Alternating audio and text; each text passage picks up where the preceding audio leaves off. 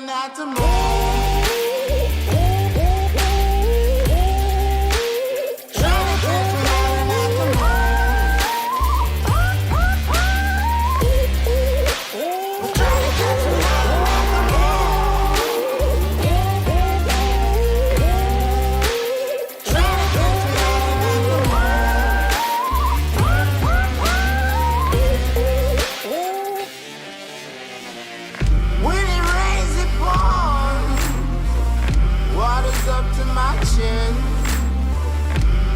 Won't stop fighting to the very end.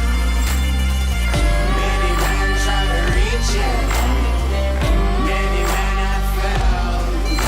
Well, if you wanna get to heaven, you gotta raise a little hell. And I've been running from the law. Hope they won't shoot me down soon.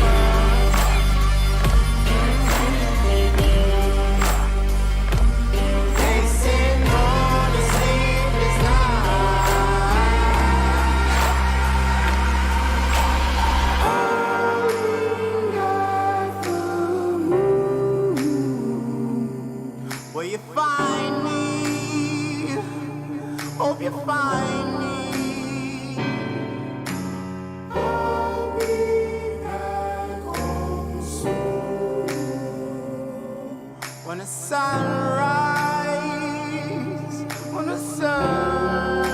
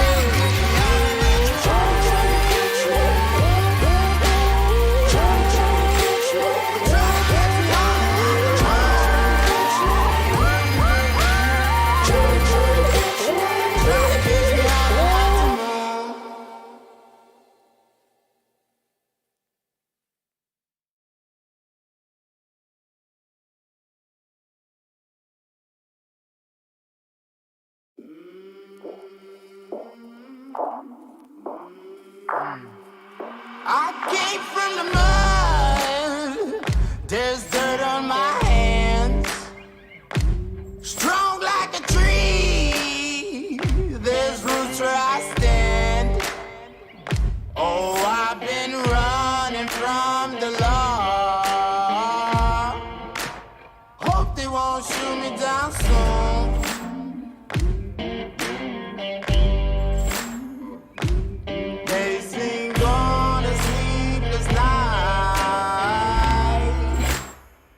Catch me howling at the moon.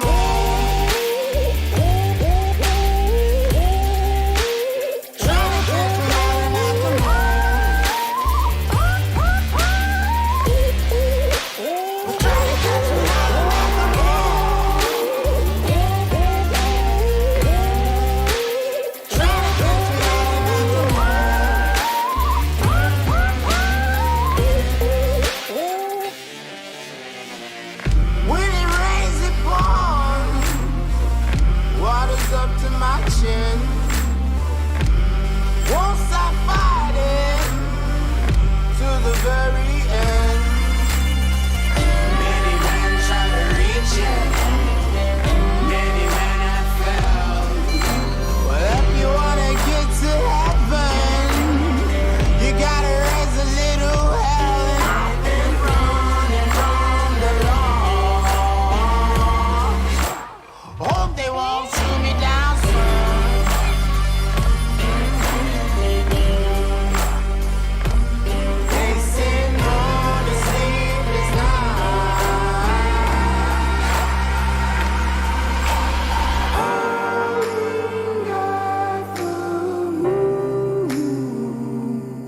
Will you find me? Hope you find me. I'll be back home soon. When the sun rises.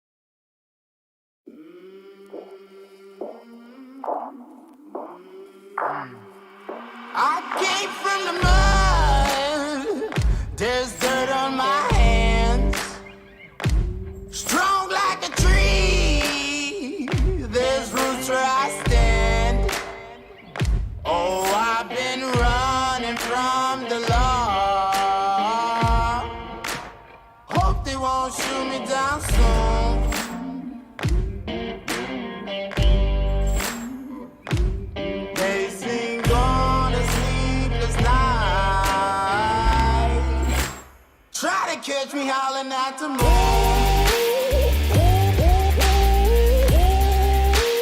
Try to catch me howling at the moon.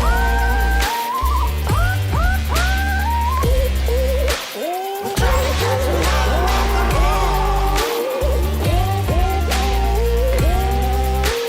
Try to catch me howling at the moon.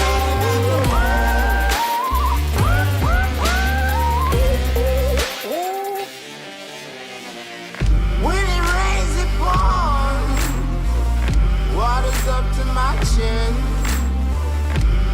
Won't stop fighting to the very end. Many men try to reach it. Many men have failed. Well, if you wanna get to heaven, you gotta raise a little hell. And I've been running from the law. Hope they won't shoot me down soon.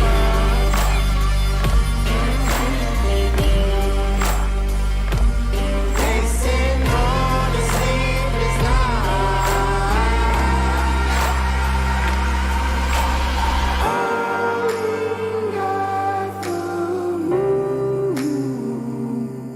Will you find me? Hope you find me. I'll be back home soon. When the sunrise, when the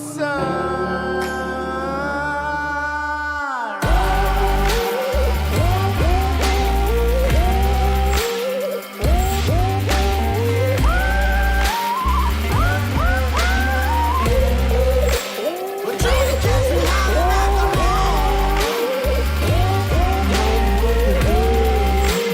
Trying to catch me howling at the moon.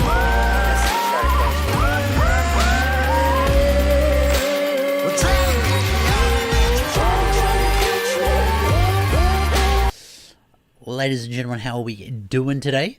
Thursday, the 10th of November. We're joined here by an absolute champion of a man, Trenton, and most of you guys will know him as Instinctive Archer. So welcome into the podcast, mate. And I've been looking forward to this for quite a long time, actually.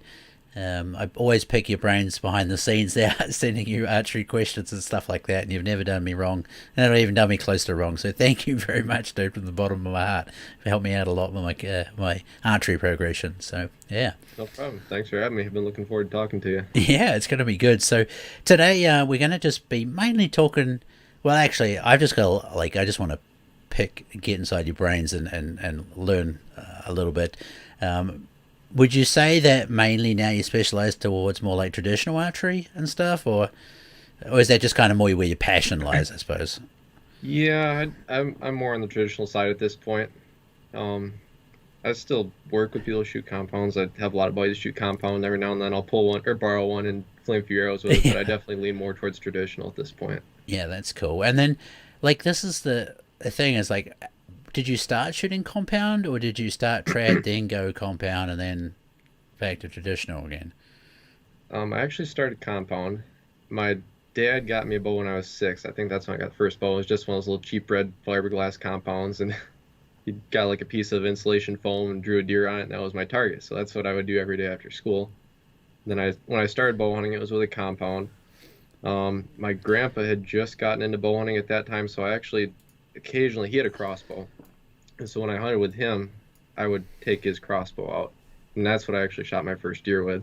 Yep. But no. After that, it was strictly compound. Yeah, sweet, that's cool. And I just had to make a correction, actually. It's December, not November. Hosen's pointed that in the chat. I think I said the 10th of November. I'm just all over the place these days, so... Yeah. All the days are blending together right now. Yeah, they are. It's just a COVID soup of awareness. So that's good. Okay, so that's cool. So how many? Like, what age did you start shooting compound? When I started bow hunting, Michigan still had minimum age restrictions, so you couldn't bow hunt until you were 10 years old. Okay. They've since gotten rid of those, and now the parents can let you hunt whenever you want. So. Yeah. But I started bow hunting when I was 10 years old. Yep, sweet, on the nose, I suppose, right? First season out there. No, Yep. well, like, you strike me like from someone from like quite a rich hunting family, so I'm sure there was plenty of opportunity for you, and you were pushed in the right direction. Oh, definitely. Yeah. I don't remember many days coming home from school that either dad or grandpa wasn't sitting in the driveway waiting for me to get there. So That was is always cool. fun. That's cool. I think you were telling me that they sometimes used to bail you out of school a little bit today too. Was that Oh, right? yeah, a little bit. Yeah. Oh, I got called out sick or signed out as being sick a couple times when I wasn't That is, necessarily. yeah, that is awesome. I mean, those days are really important when you're growing up. So I'm sure Right. you know, learn a lot and yeah, great times too with the family and things. Right. And living in a small town, all my teachers knew where I was going. It's like, you're not sick, They're just whatever. rolling their eyes. Yep. They toot at you on the way past, see your dad's truck Exactly. in Yep. the hunting spot. Yep. Yeah, no, that's cool. So yeah, the compound bow. How long you started when you were 10, and then how hmm long did it take before you got kind of like the traditional itch? Um, I shot compound from 10 until I was 17, I think. I'd started shooting traditional when I was 16, but I wasn't confident enough to actually go out and hunt with it at hmm that point. hmm So I guess probably 6, 7 years is when I hunted with a compound. Yeah, I gotcha. And then like, what made you change? This is the biggest thing for me. Is like, someone literally today was like, "You've got to go and do some traditional stuff. It's awesome." And I'm like, "It Yeah, probably is," but like for me, I yeah, haven't. I you got don't. to be careful with it. Yeah, but I don't feel like I even know compound shooting enough properly yet. Like, you know, Right. I don't feel comfortable enough to go. Okay, I feel like I'm in a good place with compound to go and jump to something else. Like I've still got a lot to learn, you know, shooting a compound, and I've only just started on that journey. So, Right. yeah. So, what made you switch? Um, well, in middle school, we did this field trip where we'd go around the woods and there were these different stations or whatnot where you'd learn like some sort of survival skill or whatever. And one of those stations was archery. And the bow they were using was a recurve bow. Mm-hmm. And so I tried that, and I had shot compound up to that point. And it was totally different from anything I'd ever done before. And I thought, well, that's kind of cool. And I kind of forgot about it after that. And then I was just messing around the backyard one day with my little brother, and he's like, "Hey, can you make me a bow out of a bent stick and a piece of string?" I was like, "Sure, I'll give it a try." And it actually shot, and I was like, "Man, no way, this is." And then I figured out I can actually be somewhat accurate with it. Yeah. And I ended up shooting that stupid little stick bow. It was about 2 feet long, more than I did my actual compound for about 3 weeks. Oh, wow. Like, and I figured, well, this is kind of cool. I actually need to get a legit traditional bow at this point, play around with it, see what happens. Wow. And so, That is so cool because you went like as funny as most people start off shooting stick bows, you know, they make in the hmm backyard. You already had a really good bow, and then you were yeah, like, "Hang on a second, this is way cooler." I know it's a lot more fun. Yeah, that's And awesome. so, So had like anyone in your family done traditional archery before that, or nope. And my dad was not thrilled about it. nah? He was he loved his compound, and he could not understand why somebody would want to go to something that's harder to shoot than a compound. And Yeah, so, I mean, he didn't discourage me from it, but uh, he was working really hard to keep me on the compound. yeah. Wow, that's interesting. Yeah, you must have like a real. You had to have a love for it then, especially with that. You know, like your dad trying to steer you off it as well. You were definitely fixated on going down that road, I think. So, Yeah. so then if you like, what was the first recurve bow you got then? My first recurve was a PSE Blackhawk. It Yeah, was a one-piece bow, 60 inches, 40 pounds. And at the time, I was shooting a 65-pound compound. So I thought 65 to 40, that'll be good. yeah. I probably should have gone to 30 because I didn't take into account there's no lid off on a recurve. So Oh also yeah, 40 pounds, holy smokes, this thing is yeah, yeah. kind of heavy, but Yeah, that's that's funny what I actually. started with. Yeah. Oh, that's cool. Yeah. And then so like, how did you? Because this is the thing too. Is I like I'd have made some assumptions that actually like probably your family was involved with traditional bows and yeah, like how did you gain so much knowledge then if your family was not really that keen on it all, or was it just did you already have some of the principles with the compound shooting? I carried a lot of the stuff over, like basic form and whatnot. But then, there's tons of resources online now where you can go read. I checked out every book that I could at the library on it, and I'd read through those. And kind of funny once you get into traditional archery. All of a sudden, these people will start popping up out of nowhere. They're like, "You shoot a longbow, I shoot a longbow. You should come over and shoot sometime." And so I met a Gotcha. lot of older guys who had a ton of experience. They kind of took me under their wing and taught me a lot. And spent a lot of time at their place, out at the range shooting with them, and so that's kind of how I learned. And then I'd go to expos around the state. Like Michigan's got some great traditional archery expos that you can go to and meet lots of other people, get lots of input, and yeah, that's kind of how I learned. Yeah, that is awesome. That's really cool. So, actually, here we've got a question in the chat from Rube. I don't know if you see it there. Just pick it out. The would you limit range to an average hunting range? Oh, saying what would you? What I guess he's saying, what is your average hunting range? Is that what the question is, Rube? I can't quite. Oh, what my max distance would be that I'd Yeah, shoot? yeah. Um, it varies. Like when I was back home, still in high school and whatnot, where I could shoot every day, I'd be confident out to 30 yards probably. Yep. Right now at college, since I can only shoot maybe 2, 3 days a week, and I'm kind of limited on how much range I can shoot because I only got like 8 yards in our backyard right now. Yep. I probably wouldn't shoot much over 25. Yeah. Okay, I gotcha. Like that's the absolute max that I Yep. would shoot right now. Yeah. Yeah. It's interesting actually. You say about that too, because yeah, I mean, it doesn't take long to pick it back up again, but like I'm out of action at the moment. I'm getting some new strings and some bits and pieces done to my bow. Right. But yeah, I know like it's probably going to be another 3 weeks maybe before I can shoot again, and Hmm. it'll take a little while, especially the shoulder muscles and stuff like that to kind of get back up to it. So Yeah, for sure. I try to stay on that a little bit, do push-ups or something, but I'm pretty bad about doing those yeah, every man, day. I'm too lazy these days. I honestly am. I should really be doing some more stuff, but yeah, no, especially because it is the bow's 70 pounds. I don't want to draw it back and rip my shoulder. So Oh yeah. yeah, I should probably start doing that tomorrow. Actually, now I think about it. So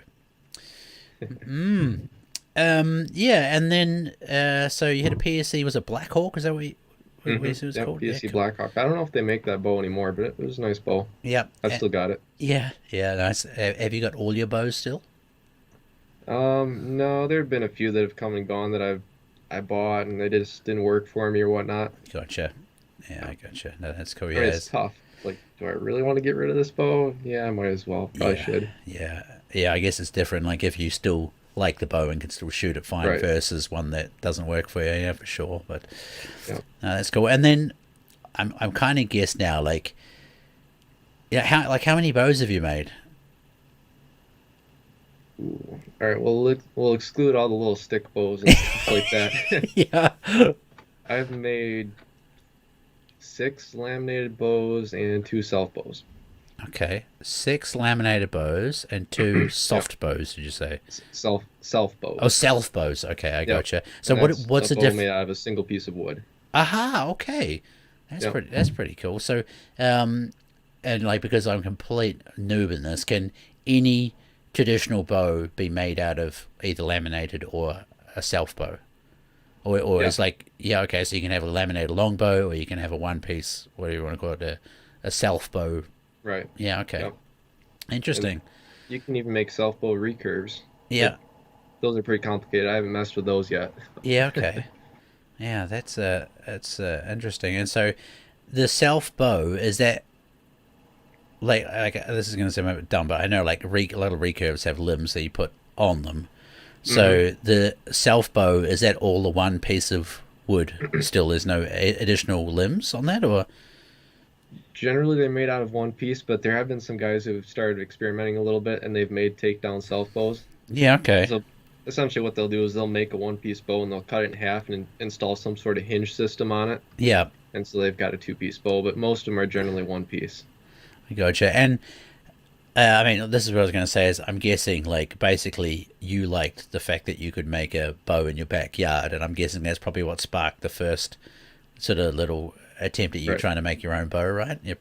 first proper bow. So how did you go about that? Was it again someone you met? It was like, hey, you should come and I make bows. Come and watch and give it a go yourself, or was it something you just learned through books and internet, or A lot of trial and error, lots of videos on YouTube, books. There's a series out there called the Traditional Bowyer's Bible. okay? There's 4 books in that, and I read through those a couple times. There's a ton of great information in there. Yeah.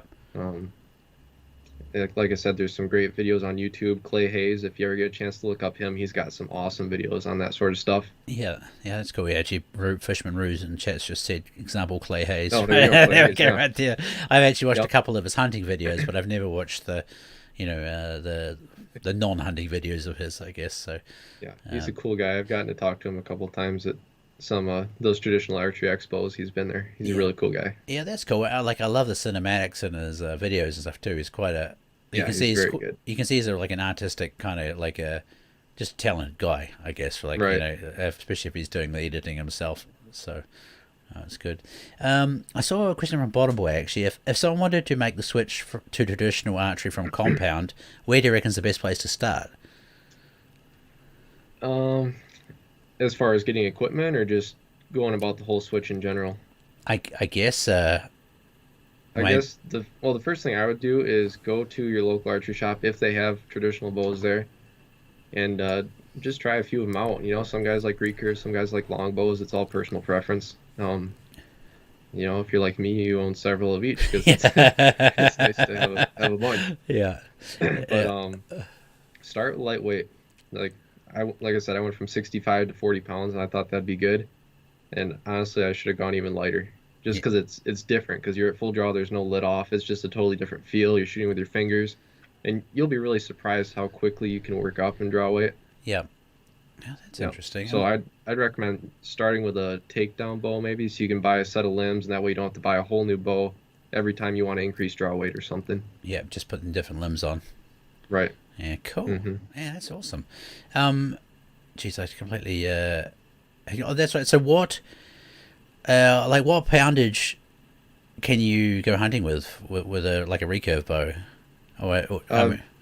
Michigan has a minimum draw weight of 40 pounds, Yep. but I mean, there have been a lot of deer killed with 30 pounds. You just got to make sure you got your arrow exactly right. A heavy arrow, 2-blade cut on contact, broadhead. Yep. So it's important. Yeah. Just make sure they don't check you with it.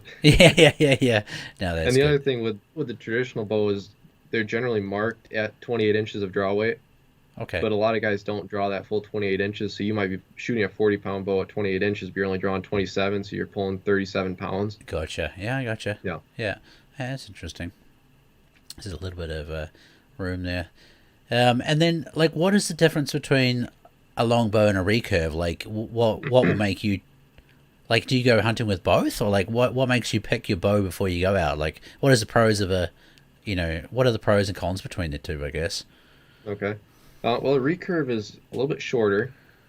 And actually, I got one right here. Hang on. Cool. So, you see how this limb curves? Yep. Like that? Yep. So when you pull the bow back, this extends. So it essentially turns into a longbow. And when you release it, this snaps forward. So it's like if you're throwing a baseball, if you hold your arm straight when you throw it, and then if you snap your wrist at the last second when you throw it, Gotcha. you're going to get a lot more power from snapping that wrist. Gotcha. And essentially, that curve allows the bow to be shorter as well, so you can get more power into a shorter bow than a longbow. They're a little more finicky. A longbow generally has a more of a rectangular limb cross section, where a recurve is pretty flat and narrow. Okay. So you can twist the limbs on a recurve, and you can't twist the limbs on a longbow. So they're more forgiving. So that's almost why I prefer a longbow for hunting. They're just a little bit easier to shoot, like from awkward positions and whatnot. Mm-hmm. Yeah, that's interesting.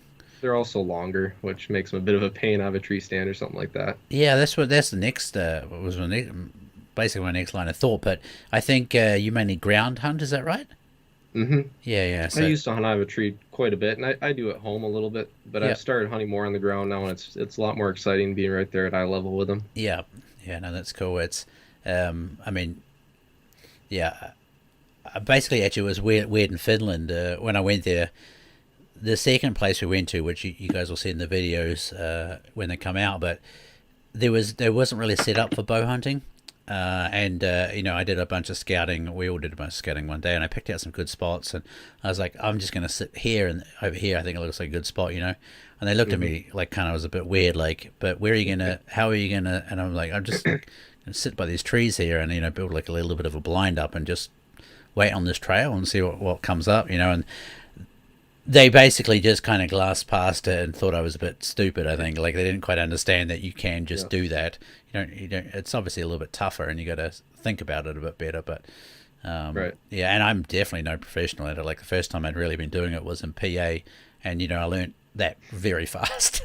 Yeah, you kind of start to understand what works a little bit, and yeah, so yeah, Yeah, but it's definitely really doable. yeah, and it's just a different skill set too, and especially for me going into a brand new place, I think it was much better than trying to lump a tree stand around and or whatever, maybe a lot more mobile. So I thought it was quite good Definitely. too. That's what I love about it. If I get to a spot where I want to hunt and say I get there and the wind is the wrong direction, I just set up on the other side of the trail. Yeah, It's not like I've got a tree stand here, so I got to sit in that stand. yeah, exactly. Yeah. I'd be flexible to whatever the situation is. And that's what I like about it. Yeah, yeah, and you might as well go to that now. Rue was saying, like, do you spot and stalk, or are you just mainly stationary hunter? I'm mainly stationary, but I have done a little bit of spot and stalk. Mainly that's during gun season, though. Yeah, I don't do a whole lot of spot and stalk with a bow. yeah, I have tried it though. It's a lot of fun. yeah, yeah. No, it's funny. It's like I enjoy stalking, but I'm not very good at it. So it's kind of like a very two-edged blade for me. I get to the stage where I'm like, maybe I should just not, because then I might get some deer. Yeah, for sure. Yeah, The terrain here too isn't really conducive to spot and stalk, at least for the bow, because it's a lot of hardwood, so there's always crunchy leaves and yeah, whatnot. yeah. So Yeah, it was interesting because it was the same like in PA too, and the guy that I was with there, he said, "Oh, like you just do the opposite. You make lots of noise." And I was like, "What?" And he's like, "Well, you think about like how a squirrel or a turkey moves through the bush or something like that." He said, "Just move like one of them." And towards the end of the trip, I tried it a couple of times, and I actually bumped deer that were quite close to me. Like yeah, I think it was weird. It was like until they'd actually seen me and realized they was a human, they, like then they took off. But like for me to make all that noise and then get still close enough to them before they took right. off, there's definitely truth to what he was saying. Basically, is that he said like shuffle real fast and then stop, and then like make some noise on this. Like you're basically doing this weird dance in the forest with all the leaves, but Yeah, it was working, so that was quite yeah. I've interesting. heard Yeah. that. That's interesting. Oh, yeah. So when you're on the ground, when you're ground hunting, like, what's an ideal setup for you? A good backdrop. Like I don't want to be skylined. I do a lot of standing when I'm hunting on the ground. I guess a lot of people don't do that, but the way I think about it is if you're standing in the woods and you look through, what catches your eye more, a tree trunk or a stump? Yeah, And that's the stump because it's different, it's out of place. And so when you're sitting at the base of a tree, you kind of stand out. You're like a lump at the bottom, right? So the deer is kind of naturally drawn to you. Whereas if you're standing vertically right in line with the tree, he's not quite as prone to look at you. yeah, So normally that's what I'll do. I look for a tree with a split in it so I can like wedge myself right in between if I can. mm-hmm. Um, if I am sitting on the ground, normally I'll try to get in like a little depression or have something a little bit of brush in front of me and a little bit behind me. Um, if I can get above where I think the deer are going to be, like even if there's just a 2 foot rise or whatever, I want to be on that rise. Yeah, Just get above the line of sight just a little bit. yeah. It was actually really interesting in PA. I noticed that, like, if you can get above them, Hmm. it's just like a weird thing that they don't seem to have that. What do you want to call it? Peripheral vision upwards. Yeah, Like right, they really don't. It's just a weird thing. They're so focused on the horizontal plane almost. right. So yeah, that was really surprised me actually. But Hmm. yeah, and then I've heard like also actually not that it's in any way ideal, but being below a deer is the same actually, as they often won't look down so easy. So Okay. I don't know if you found that out or not, but yeah, I've never intentionally sat below a deer. I no. could try it sometime. I'll let you know. No, it wasn't. That's what I was saying. It's not an ideal spot. Yeah. I just got told that they're equally as bad at looking down as up. So yeah, I don't know I don't know Okay. why you'd sit below a deer, but there we go. Yeah, I don't know. Yeah. I've always heard game animals look down, but I guess that was more like Western stuff in the mountains and whatnot. So I Okay, I don't know if gotcha. the same applies for whitetail here in the woods or not. Yeah, and we might have to do some investigating then to see how much, if there's any Right. fact to that at all. So yeah. Yeah, But give her a try. yeah, it's like people saying, I'm just gonna read some shadows and outlines. Work with shadows and outlines while you're hunting, says Caleb. Yeah, I guess that's kind of basically what you're saying is have a good, backdrop to you and don't Yep. skyline. The other thing I'll do if I'm hunting on a sunny day in the evening when I expect deer to come through, I'll set up so I'm in line with the sun. So if they look at me, they're blinded, they can't see me quite as well, but I can see them really well. Yeah, I gotcha. That's another thing I try to take into account when I'm setting up. Yeah, yeah, that's a good tip too. So, um, Hmm. and then, uh, like how much, like how open? Maybe this is a weird question, but like how open do you think? Like as long as you got a good solid background, like Hmm. do you think then it just comes down to you being like moving slowly and it comes down to the Right. movement, or do you think they can still sort of see you a little bit, or it's always a Um, question for me. I'm not really sure. right. I think deer will tolerate so much, I think. Like, I've had them look at me and just kind of glance and keep on going as long as I don't move and as long as I'm fully camouflaged and whatnot. Normally, if they're looking at me, I never have two eyes open when I'm staring at a deer. Because two eyes, that equals predator. They know that. So I'll, like, close one eye and squint out of the other. Yeah, They seem not to bother or get bothered by that quite as much. interesting. But, I mean, I hunt fairly open hardwoods. The deer I shot this fall, it was wide open. I was at the base of a big oak tree. There was another tree within 10 feet of me, probably. Yeah, yeah, but it So, worked good for you though. hmm Yeah, that's I interesting. had, Yeah, I had a little buck walk 5 feet away from me that night. I got yeah, him on video. I was just trying to hold the camera there and follow him and not turn my head or anything. yeah, yeah. That's awesome, eh? It's yeah, that's pretty. It's cool how like those moments where you get so close to a wild animal like that. I mean, Oh, I love it. Yeah. yeah, I mean, I had that in PA, but it was like a yearling. It had like little spike things, so it was definitely a bit Hmm. stupid as well. But yeah, it didn't know I was there, and it took like one step forward and then got a smell of me. My Right. smell, and wasn't sure what I was, and slowly backed away. But had no idea I was standing literally right there. Like, I know that's cool. I had a doe and two fawns. Spent probably about 15 minutes within 10 yards of me this year, and yeah, I was just kind of hugging the tree, trying to push myself back into the crotch of it. And yeah, the doe eventually smelled me. She didn't know what was going on, so she just stood there blowing and looking around. And I'm like, I'm right here. yeah, yeah, yeah. It was interesting. I had, I mean, you guys will probably see this in Finland too, but my first time using a tree stand was in Finland, and I learned a couple of things really fast, like setting it up so you can draw your bow back properly. Yeah. one night Uh-oh. one night I set it up, and I got up top. I was like, "Holy shit!" Like the trunk's on my right hand side. Like I just Yeah. can't pull this back. So I had to stand Hmm. up for like 4 hours in the tree stand. Same thing, so I could make sure I could draw properly. Yeah.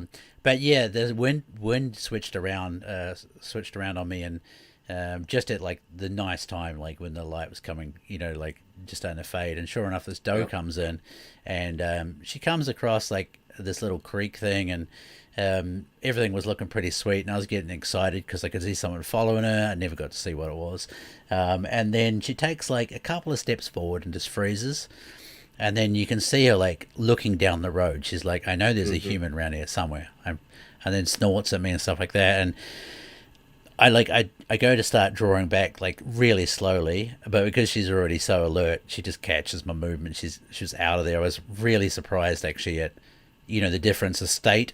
Like if she'd been Hmm. relaxed, and she might not have noticed that so much, but because she was, you know, I guess it's just logical really. Now I start thinking about it, but because Yeah. she knew there was something already there, she was looking.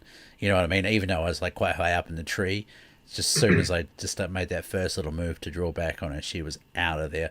I don't Yeah. even. If they're on edge, you don't stand a chance. No, it was amazing. Actually, it really was.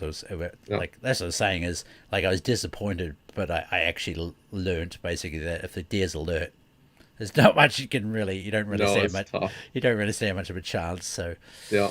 um, but that was actually good too. Is that kind of taught me that like I was trying to play it really safe, like let them come into the carrot pile and like chill out. But if I had Hmm. drawn before she stepped out, I easily would have been able to smoke her. Like she was only 20 meters from me, and but yeah, it was funny. I was trying to be the opposite. I was trying to be really good, patient, Mm-hmm. let her come into the bait pile. But yeah, if I'd drawn back before she'd stepped out, I would have been ready to go, and I could have plugged her a goodie. So Right.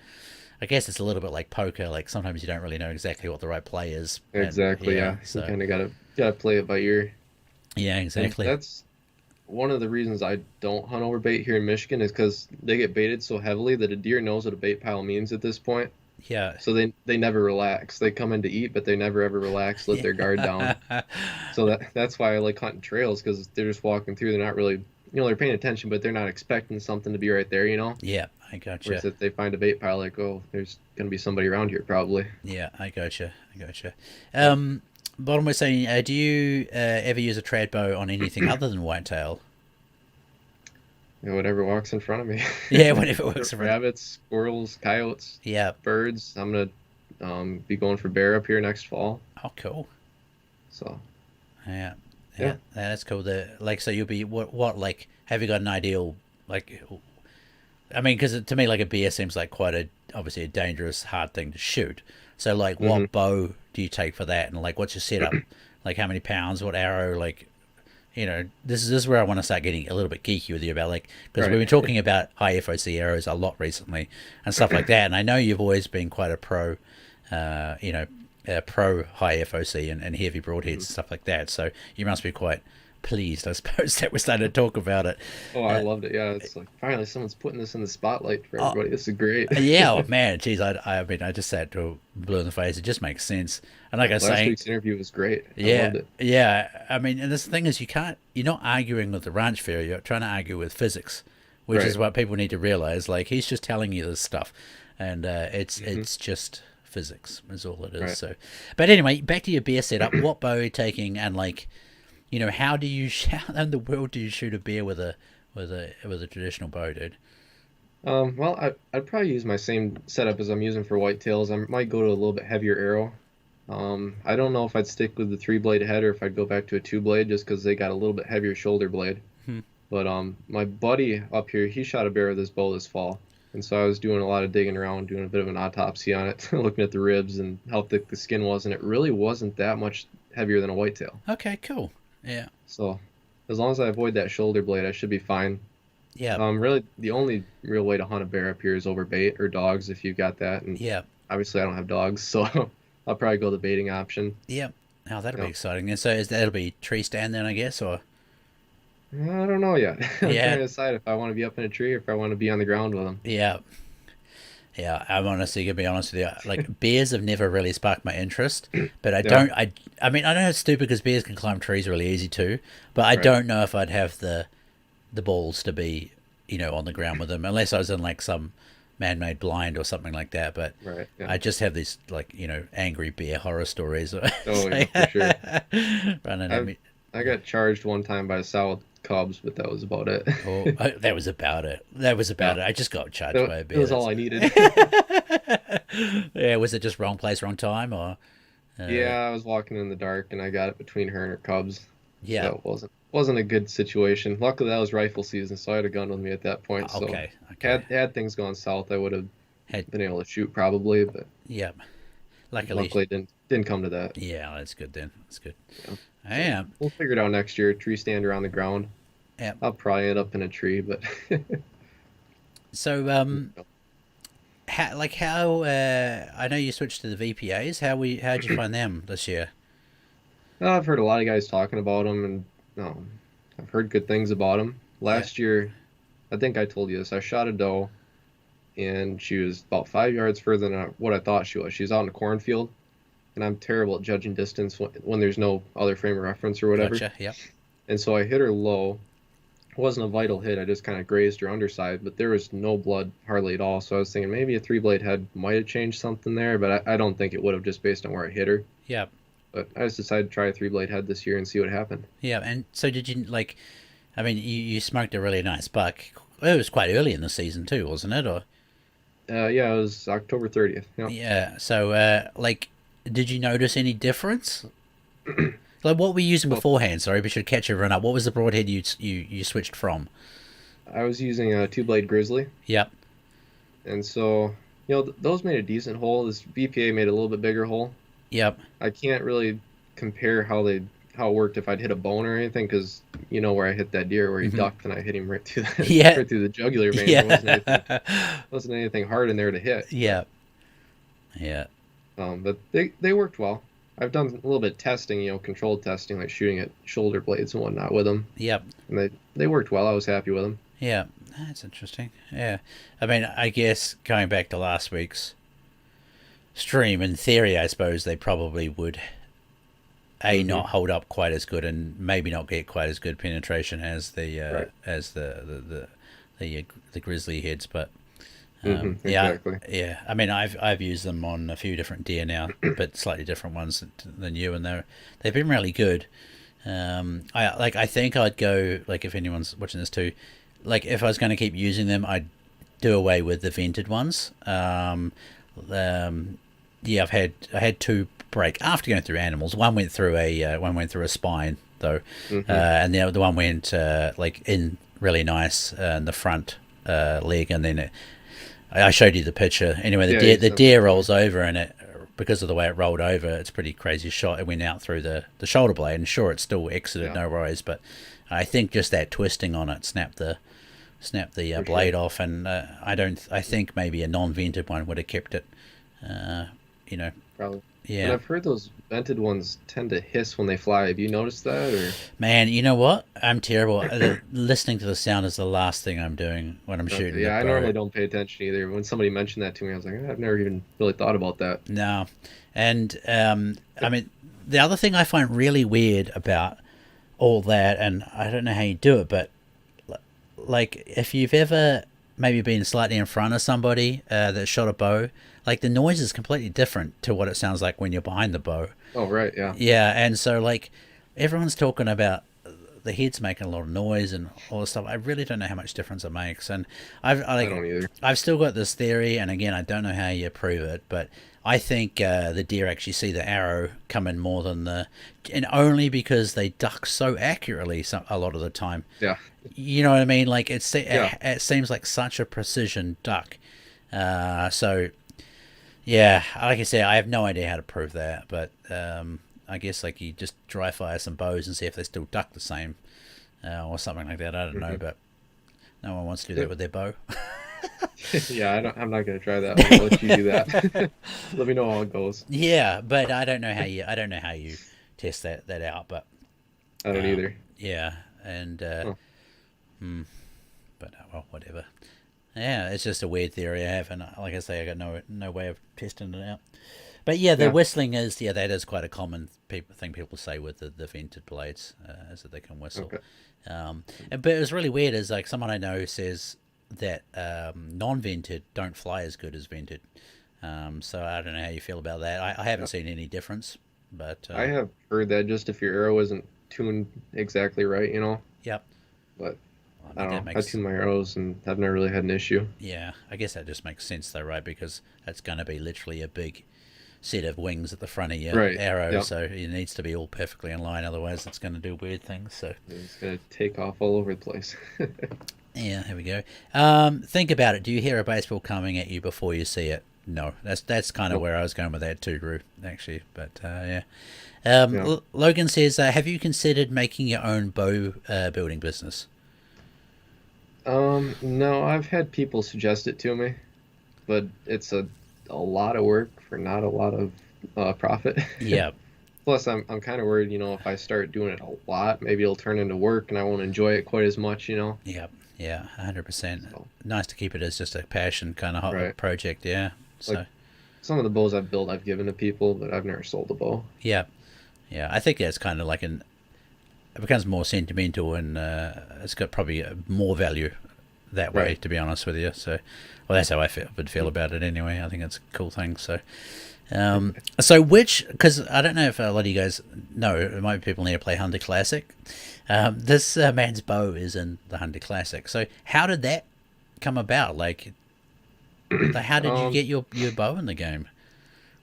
Well, I started the bow building thread in like the Great Outdoors section or whatever. Yeah. And, just to show people how I did it.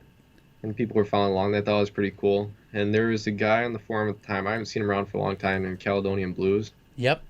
And he suggested to me that I send a letter to I guess it was Alina who was in charge at that point, and send her a message and, hey, this is what I'm doing. It'd be really cool if you ported this bow into the game. And, I thought that was a shot in the dark, whatever, I'll send this, but nothing's going to come of it. And then Yeah. she's like, oh, it'd be really cool. We put your bow in the game. So Hell yeah. that's kind of how that happened. I hadn't really expected it to happen, but it was pretty cool. Yeah. It's actually funny. It's like, that's my favorite traditional bow in the game. It's really nice to shoot, and I think it's got good power and all that other stuff. It's really good fun. Actually, I was using it on stream today. Oh, were you? Yeah. We're shooting in Hameldale, shooting some bears and stuff with it. It was good fun. Yeah. So Nice. yeah. So and like, so that bow there, how long does a bow take to make? And like, what is the steps? Like run me through the steps. Like, just, I mean, obviously don't unless you want to get super complicated, because I'm basically going to be trying to sponge you for as much information here as possible. Like, what's the first step of building a bow?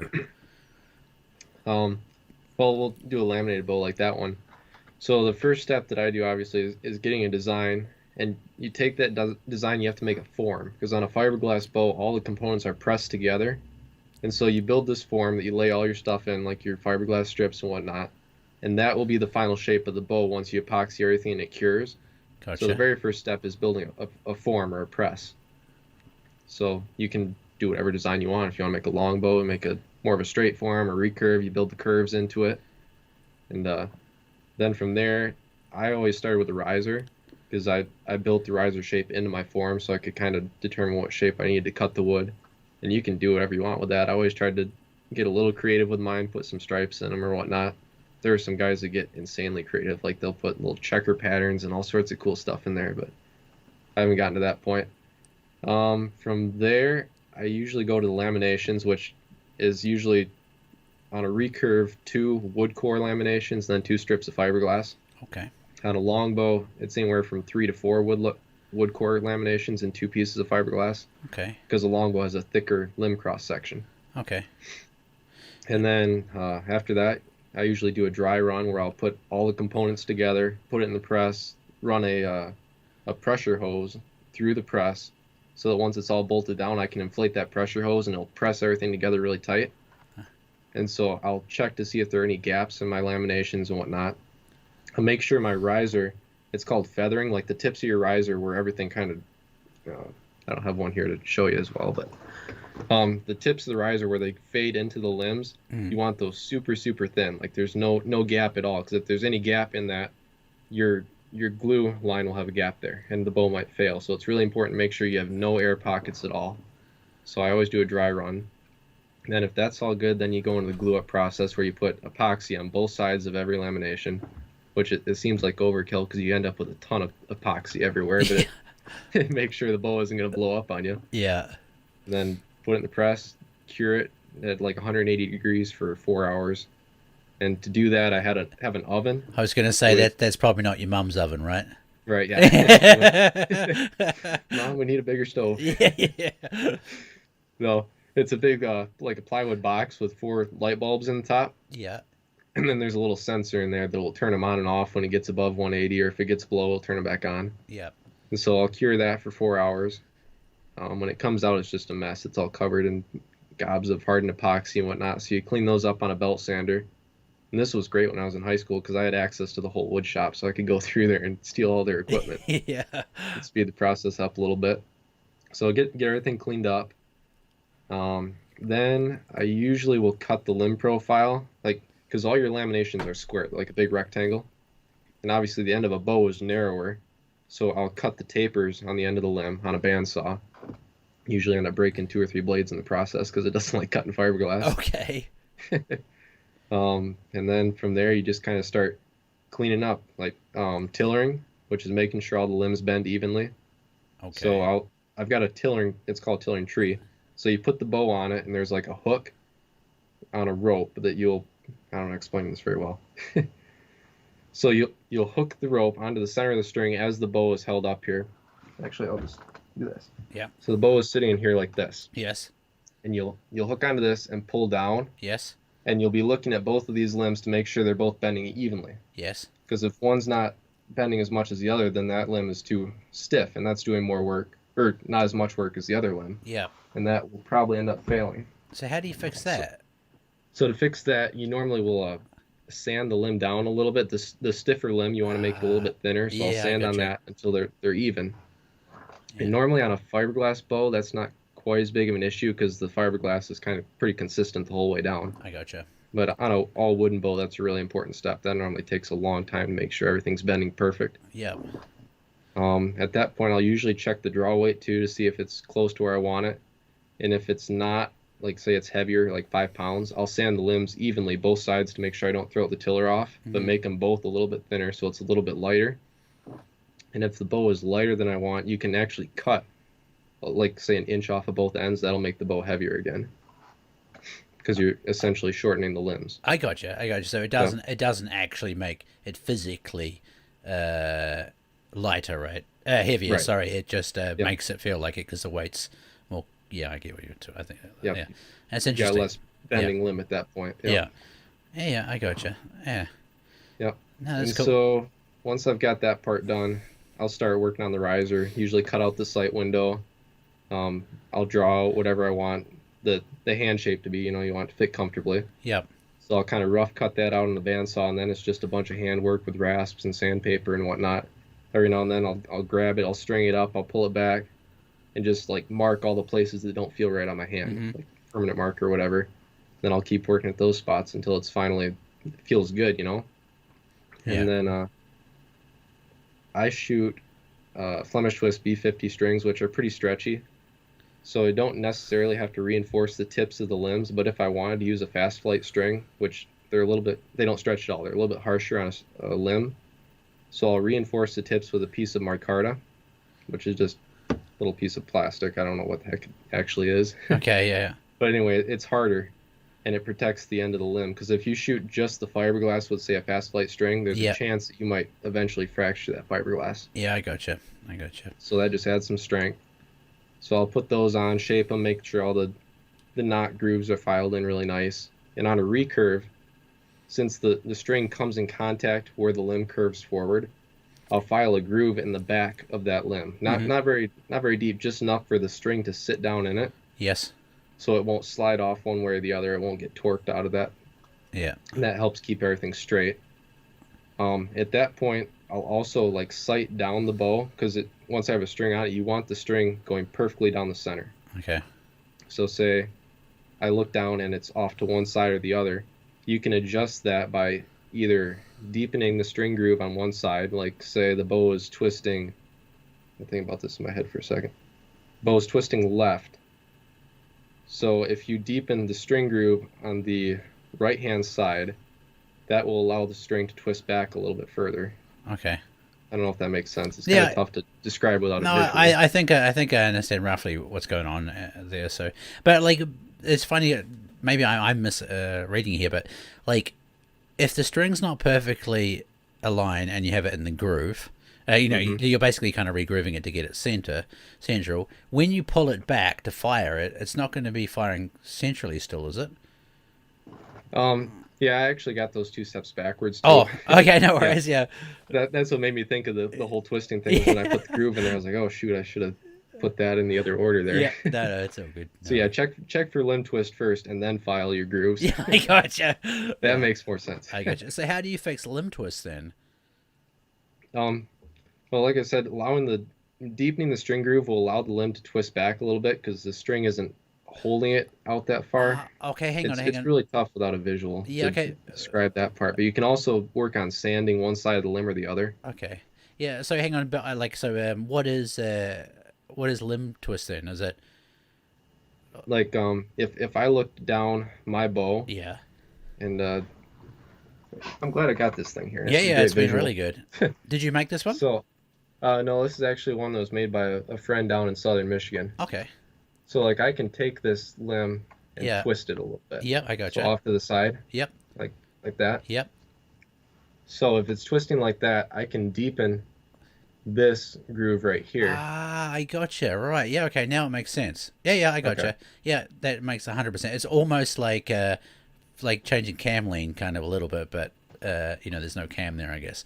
Right. Yeah, like taking a twister out of the yoke and putting one on the other side or whatever, kind of doing the same thing. And so like if your string is hitting here, yes. Like so pretend I dropped this finger, that represents deepening the string groove. Yes. Now my hand can slide over a little bit further. Yeah. So I go from this twist to that. Yeah, it helps it roll and around. that kind of brings it around. Yeah.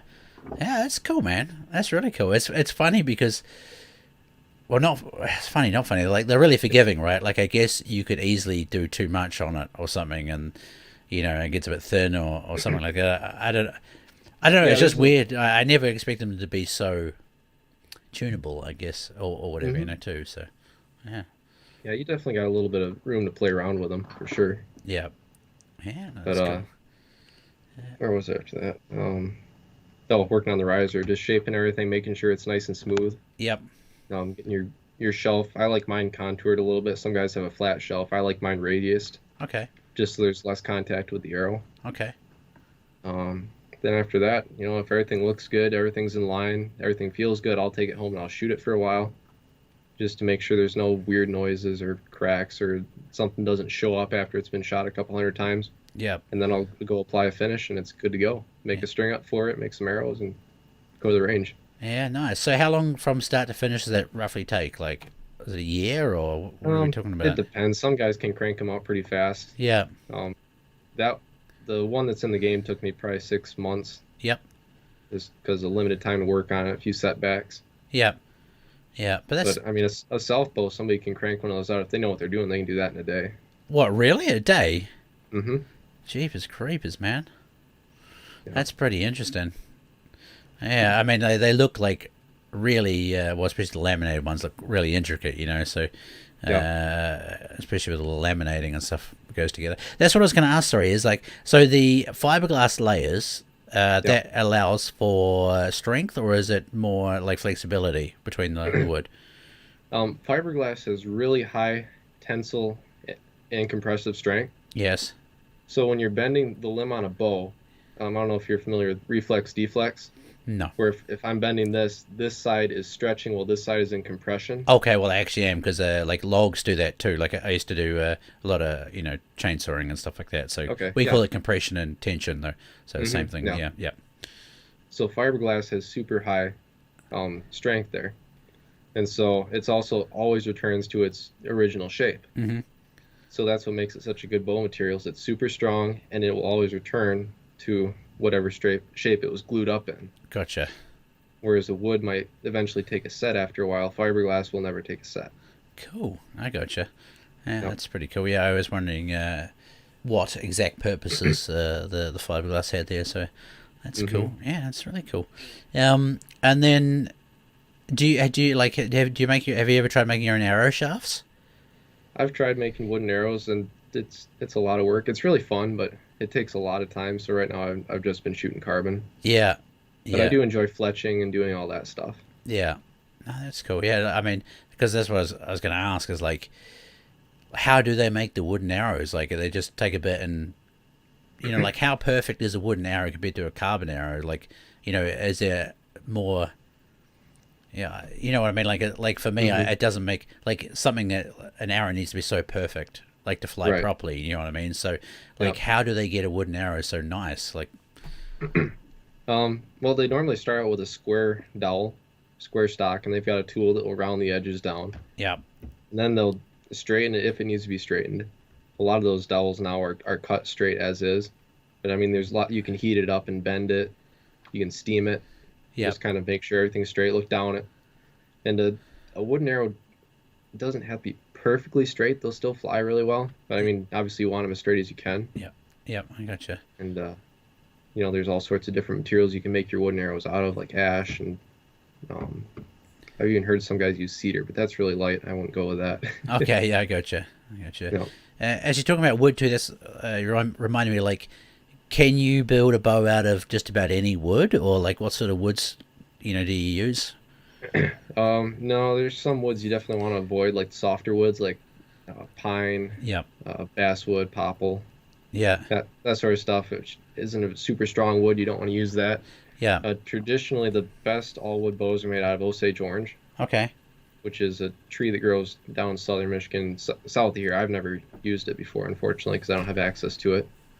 But I mean, you can use oak. I use hickory, locust, cedar, birch. There's a ton of great woods out there.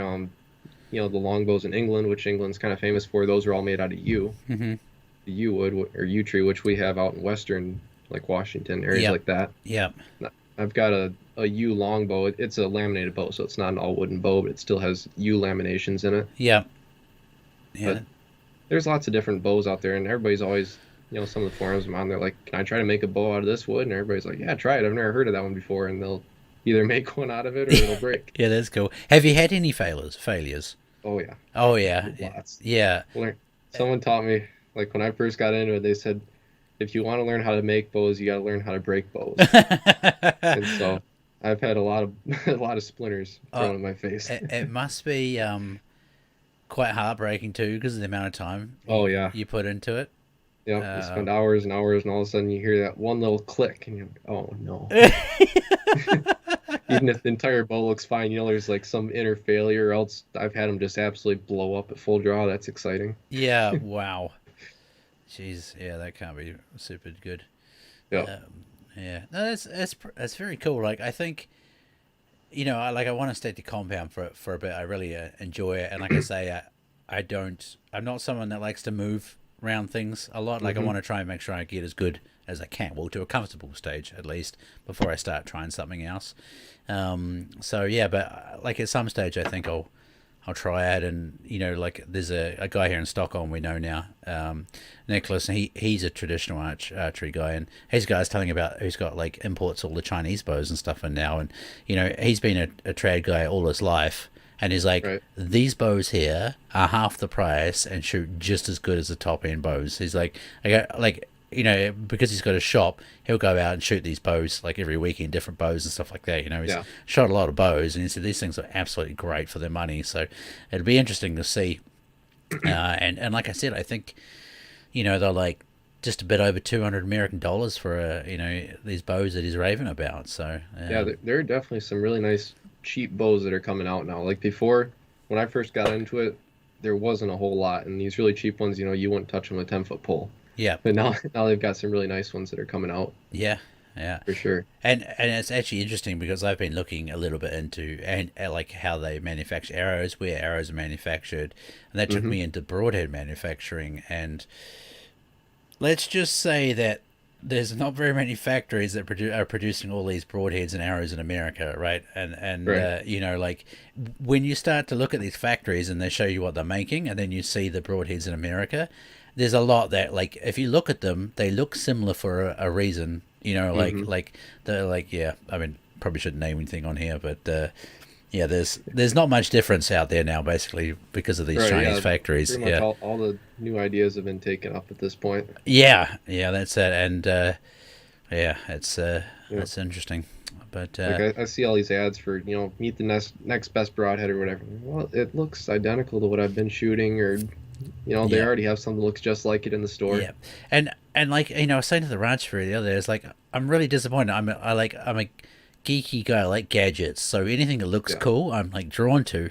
But the real simple matter of the fact is it's the simple heads that outperform all these other crazy looking Right. things. Yeah. Like you can't beat it. So I'm really looking forward to getting and trying. I haven't tried these yet, but the new heads from Crafted Archery that are getting sent. Yeah, Because they I was look looking at like those. they look like a nice slab of steel or metal is all I'm going to say. I'm looking forward to and being able to sharpen them nice too. They got like a good that single bevel looks really nice to Right. Yeah. to get razor sharp.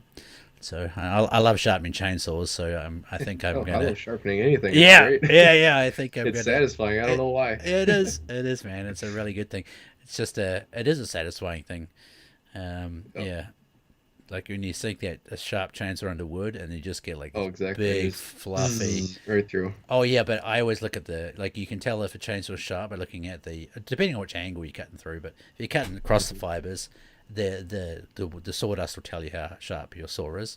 You can learn a lot by that. And like if you plunge it in, it's cutting real nice, and you're getting a huge big fluffy bits just spewing out the back. It's beautiful. Yeah, it's a great time. Yeah, so. Well, But I anyway, know we've never used a sharp chainsaw before. No. I mean, like, man, you can talk to me about bows all day. I'll tell you, talk to you about chainsaws all day. There's a lot. There's a lot to sharpening a chainsaw. And it's the same thing as, actually, it's not the same thing. With a chainsaw, you can sharpen it and change it a little bit depending on what you want to cut as well. Like, yeah, there's some things that, you know, the occupational health and safety men don't like you doing and stuff like that, Yeah. because it makes it a little bit more dangerous. But whew, boy, do they cut good. Anyway, actually, there was a really good question by Cole in there, and I think I'll reword it slightly. But if someone's shooting a 40-pound bow, I'm guessing it's Yeah. going to depend on your draw length too. But like, what like is a minimum sort of hunting arrow setup you'd start running on that, especially seeing as it's the baseline of you know, hunting Yeah. poundage. Um, he says with 400 grain arrow with a 100 grain point, are you talking 400 grains total or 500 grains with the arrow plus the 100 grain broadhead? Yeah, that's why I kind of reworded the Okay. question a little bit, just to, Yeah. yeah, I definitely wouldn't go any lower than that. With a lighter weight bow like that, a heavier arrow is probably best, somewhere in the 500 grains, especially with the longbow because they don't shoot super fast. They're not quite like a recurve. yeah, But a heavy arrow, a lot of FOC, two blade cut on contact broadhead is what I would definitely go with that. yeah. Gotcha. Yeah. And Like- then, like, how much do the arrow weights change? Like, say you go up to 60 pounds or whatever. Like, what sort of what's your total overall weight that you're shooting? Right now I'm shooting 525 grains, Okay, okay. So, and I try to keep that consistent with all my bows. I like to have all my bows that shoot pretty close to the same arrow. yep, But like I said, if I'm bear hunting next year, I'll probably go up in arrow weight. I'm Yep. expecting a closer shot, so I'm not too worried about trajectory change at 15 yards or whatever. yep. That's cool. So it's yeah. So even going up 20 poundage, you can kind of stick to the same arrows roughly with Right. traditional archery. That's awesome. That's really cool. Actually, there's I hope he's watching. I don't know if Alex is watching here, but my tutor or mentor, he taught me to shoot compound and how to tune it and all that other stuff. But he's and I love you, Alex, before I say this, but he overthinks shit like crazy to the point it just drives me mental. And he started off because he wants to come hunting, but he's only done archery target shooting beforehand, and Yeah. you know, he wants the fast arrow that shoots flat to 30 meters, and it took Right. a long time for me to finally get it through to him that he can't really do that because the arrow won't be very good when it hits an animal, you know. Mm-hmm. Well, it won't be as good as it could be, you know. Right, it won't penetrate as well. Exactly. And now, you know, he's starting to look through the ranch fairy stuff and get into the FO, the higher FOC, and now his thing he's overthinking is like the spine. Like you know, he's like, how can I have a high FOC arrow that, you know, with a 70-pound bow, because you know you have to have such a heavy weight shaft to start with. Right. And you know, like he's just, yeah, he's kind of it's going to be interesting to see what happens basically, but he's really fixating on that. Like, he thinks the spine's going to be too soft and all those other bits and pieces. And I always just say to him, you know, like, if, you know, hundreds and thousands of Americans can do this every year, we can do this, bro. It's fine. Right. Really good. Yeah. So It can be as simple or as complicated as you want to make it. yeah, exactly. And I mean, maybe I'm wrong here because I'm only new, but like, I'm thinking, like, if you shot a too soft arrow, it's probably not going to blow up on you as long as the structural integrity is right. It's probably just not going to fly correct. Would that be Right, right? yeah. So like, I don't think it's a dangerous thing to experiment with. Like, I mean, of No, course, you know, unless you shoot. I mean, like, you don't want to go too light and risk dry fire in your bow. That's the only thing. Of course, yeah, Yep. yeah. But like, you know, I'm hoping, to be honest, that I can play around with a 300 spine arrow just to keep the shaft weight down a little bit to load the front up more on the compound bow. Definitely. But he's, you know, his logic is that will too much weight up the front will make the spine too soft for the bow then. So that's kind of where we're going back and forth at the moment. But I just said to him, if it shoots good, who the cares? Right, exactly. Yeah, I mean, you know, Just some yeah. Bear shaft tuning, paper tuning, see what works. Yeah, exactly. So we'll see what You happens. can always shorten your arrow too. Yeah, Like I read somewhere that a half inch equals roughly, like if you shorten your arrow by half inch, you can add 50 grains to the front without changing anything. yeah. That's kind of what I've seen. I tested that a little bit, and that was roughly what I was getting out of it too. Yeah, okay. That's interesting. Yeah, but yeah, we've got some, I mean, before I go hunting next, I got to do a lot of arrow shooting and testing, and, you know, it's going to be great fun. I'm really I mean, I'm sure I'm going to pull my hair out a couple of times, but well, actually, I don't have any hair left to pull out, so that's all right. But yeah, it's gonna be a fun journey anyway, and that's kind of what I was saying too. Is like, compound. Like I feel pretty confident shooting now, like especially to like 40 meters, but I haven't learned about arrows yet. You know what I mean? Like I don't. I'm only just diving into that side of archery now, so I don't want to jump to traditional too soon. Basically, just yeah. Right. Foundations. I need to build some good foundations with all this other stuff first, and I think Right. eventually I'll go there. But Yeah. Even just get one to play around with in the backyard sometime. That's always fun. yeah, you could do that too. Actually, well, I mean, to being honest with you, I think that'll be the sort of bow I get Wyatt, my son. Well, both my sons first actually is That's a recurve because it's just so easy for them to. it's the easiest bow to learn on. Yeah. Yep, and It's much easier to start somebody out, not necessarily tell them to shoot instinctively, but just give them the bow and let them shoot, and they'll Yeah. kind of figure it out without having to be told what to do. yeah, the brain will click into place. Everything will Exactly, just, and especially with that at that age. Like I wish I'd started shooting when I was young. Like it's amazing. They just, like you say, they'll just start doing it basically from what I understand. At a little, Right. this little brain, their brain's a little sponge. They just suck it all in. So there we go. Tanner Beatty, thank you very much for your message. What's that? I'm 17 and can shoot 60, and I turned super chat. No, I don't think we're into the super chat leagues yet, Tanner, but appreciate it, dude. Thank you very much. So yeah, and yeah, so this is actually something I like, because I know we've talked about this a lot. Actually, is like the archery, kind of a little bit sadly is turning into a long distance sport, really, and especially with the bigger channels and stuff like that. And Right. I understand the skill of shooting a long distance thing, but I'm kind of like I was saying to the ranch fairy last week, is like when I was new, I was kind of wowed by it all and stuff like that, Yeah. and I can see why people get sucked into it. But I really, especially because I've had a few mishaps and stuff now with the bow, but I just kind of really don't like that stuff so much I don't either. anymore, and I'm kind of hoping at some stage some of the bigger channels start speaking up about it, and just saying, look, this is not actually a good thing to be doing. But because it's Right. like, you can imagine how many people think they can do the same thing, right? And how many animals are getting messed up each year, Exactly. if they even manage to hit them. But yeah, it's yeah. So I mean, every year I set myself what I thought were responsible limits, and I mean, I've set my limit this year was 40 meters. I have actually shot a little bit over that, but I haven't had any super mishaps. I had the fallow deer in New Zealand that ducked, and I had it in the spine, so that was a lucky mishap, Right. But yeah, I don't really see myself going over that, to be honest. That distance, I think that feels for me quite a comfy range. So yeah, and For sure. Yeah.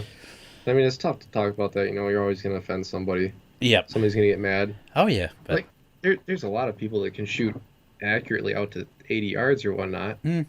And I mean, in my mind, there's no doubt that you could make that shot, but there's so much that could happen between you releasing that arrow and the arrow getting there. The animal could be totally relaxed and take one step, and all of a sudden your double lung shot turned into a gut shot or something without no fault of your own. Just it happened. yep. We're inside 40 yards. Even that movement, your arrow is probably going to get there in time. It's much less affected by the wind, stuff like that. Yep, for sure. I mean, it's like I say, it is a real tricky topic because, like I said last week, I looked into, like, I didn't even know you guys had ibex in Texas down there, right? But I was reading this guide's thing, and he was like, you have to be proficient at like 80 meters or whatever. I'm like, what? It's like, just because you can't get close to these things apparently. So, Yeah. I mean, there's always going to be little exceptions to the rules and stuff like Right. that, but. On the other hand, I've seen people hunt those ibex over in Pakistan or wherever it is, and they can get closer than that too. Right, So but that's with the local knowledge over there too. I think they know the routes They the know ibex pretty well, take and yeah. stuff like that, So yeah. I feel like when you're taking those longer range shots, you're kind of defeating the whole purpose of bow hunting. You're robbing yourself of the experience. Like, the whole point of bow hunting is to get close, to get right there. Yeah. You know, Yeah, 100%. And I mean, it's like, more of a woodsman skill thing. How Yeah. close can I get to this animal before I take my shot? yeah. Yeah, I always remember my first time going out with the compound bow, and I was like, "There's two goats," and I'm like, "Usually I'd shoot them from here." And Yeah. like I said this last week too, but now I have to work out how to get over there, and that was Exactly. cool. I really It's started. fun. Yeah, I was like, yeah, kind of like going back to the days when you're a kid, like sneaking up around on each other and playing cowboy and Indian or whatever the hell they're Exactly. doing. Yeah. It's weird. It's really The weird. same thing. Yeah. So, Yeah. what did Rue say? I got my new bow sight installed on my bow the week of deer season opener. I was not confident with it. Almost skipped the hunt. I was able to shoot enough to build that confidence before hunting. Oh yeah, there we go. Yeah, I mean that's That's something. Yeah. Um, yeah, I last year actually someone came to me and was like, "You should be shooting this." I'm like, maybe I should be, but I'm not going to. I've been practicing with a setup. It's my first year. I'm hmm just going to stick to the setup, so I know it. But Yeah, I never change anything during deer season too, yeah, Just yeah, like I'm confident what I got right now. I know what it's gonna do. I'm not messing with it right now. yeah. But definitely good you waited and shot it a little bit to build up some confidence. I know a lot of people would throw that thing on and go out in the woods the next day. Yeah, yeah, Yep. yeah. That's actually one thing I was talking to you before off stream about of the obsession bows and stuff, and how really nice they are to shoot. That was one of the things with Flinters because of the COVID. Like he got his bow so late, and he was hmm nervous that he wouldn't be ready for the season. But I said to him, well, like if that's the case, then definitely stick to the Hoyt, because it's Yeah, for what sure. you know. But luckily, and because I've been, no one believes it. Everyone just thinks we just say it because we're sponsored by them. But they are so easy and such nice bows to shoot. And it was the same thing as like after the first time he shot it, he like was grouping really tight, like 50 meters and stuff, and he was like, "Man, I've never done this before in my life." It's like, yeah, they're just really good bows, and Yeah. it's a shame. I think it was last year they got heavy criticism because I don't know if they lied about the IBO ratings on them or whatever, but they weren't performing what they had advertised at. Okay. So yeah, that kind of knocked the obsession trend down. But I definitely put my hand on my heart and say they're really good really good bow to shoot and really easy to pick up and just go with. Yeah, so It looks like you've had a lot of success with it. yeah, it's really Can't fun. argue with that. Nah, that's it. Yeah, it's been a good time. It's been a good time. I mean, I don't know when the new bows come out for them, but I don't know what they're going to do. That they've been bought out by Martin now. Have Yeah, they? Okay. yeah. I don't know what's going to go on. So, Martin's a good company, so hopefully they keep the quality up there. yeah, I'd never heard of Martin before this. So, do they make traditional bows and stuff, or Yeah, they do both. Actually, okay, my first year I shot with a compound was with a Martin Panther. okay, Yeah. yeah, interesting. Yeah, So, yeah, they've got nice bows. yeah, that's cool. Then it's good to hear. I'd never heard of them before that at all. So, hmm eh. There's lots of um, little companies out there that just kind of pop up and like, oh, I never knew they existed before. I'll have to look at them a little bit. yeah, yeah, that's cool. And I mean, I don't know if you've looked into Australia at the moment, but hmm I was talking to Dan Craft. I don't know what's going on down there. Like they are making some really nice broadheads and stuff down there. Like it's like there's like because I think the majority. Oh, well, no, I don't think I know. The majority of archery products are made for America, and so the rest of the world kind of gets the offsets of it. And it had to have been somewhere like Australia that just has their own mindset. They could start Yeah, making this new stuff. Like it's really quite cool broadheads, right. and they're tough and they're like just mean looking things. And Well, they got water buffalo down there. You need a big head for that. oh yeah, 100%, man. And now there's two, 3 places are making really high quality arrows and stuff there too. Are they? So yeah. So um, another again product plug, but Crafted Archery definitely one of them. I haven't tried them yet, but basically Dan said to us, "I'm going to give you some extra arrows, try and break them." So Nice. I'm looking forward to that. And like, there's nothing harder in this world than Swedish bedrock. So that's going to be the finale. We're going to shoot There them you through go. some stuff, had a lot of fun, and if it can take getting shot into Swedish bedrock, then Beat the heck out of it. oh yeah, then it'll be fine. It'll be good for anything. So Nice. yeah. I've got cousins down in Australia. I guess I'll have to make a kind of excuse to go visit them now. Oh yeah. Oh yeah. What part of Australia? And do you know? I don't know. It's somewhere on the eastern side. Okay. I don't Yeah. know Australia that well. Yeah. No, it's good. I I know actually.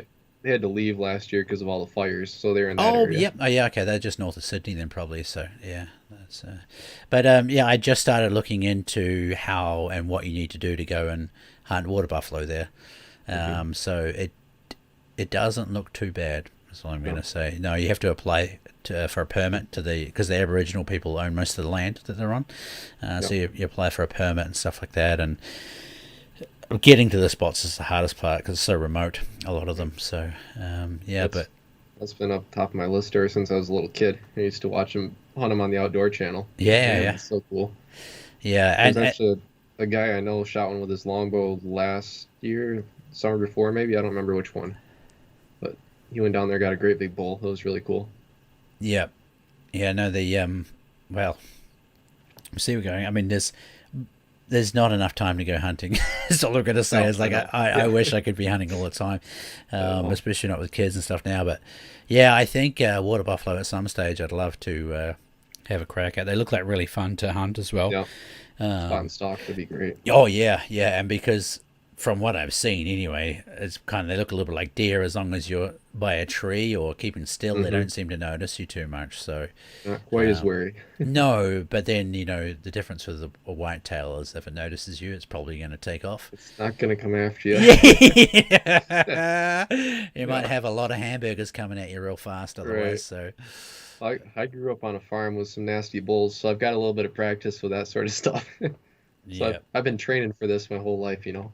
yeah, yeah, yeah. I mean, that's the thing too is like climbing a tree might not even like they could hit that tree and shake you out of it You probably. might knock you out, yeah. Oh yeah, geez, those things are huge. So They're actually, massive. did you watch that video I put in the Discord? Yeah, I did. Kind of That was great. crazy. I love that. Yeah, but you saw what happened with the shot. Yeah, the tree came down right behind him. The tree released his arrow. Basically, is what he was saying.